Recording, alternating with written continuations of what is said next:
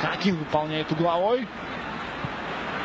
Получился пас прямо на Ковачича. Тот сбрасывает мяч на Пепе, который помчался в атаку. Он тоже хочет забить сегодня, похоже. И теперь пас на Бензема. Пепе продолжает принимать участие в комбинации. Бензема играет на Роналду. Роналду на дальнюю штангу. Пепе, удар. Нет, пас на Иско. Гол! 4-0.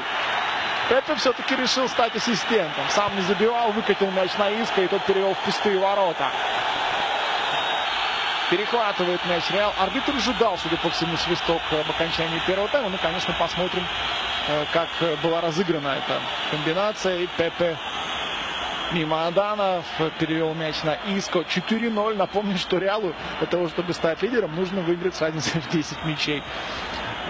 В первом же тайме Рафаэль Варан, Карим Бензема, Марселу и Иско забили у мадридцев.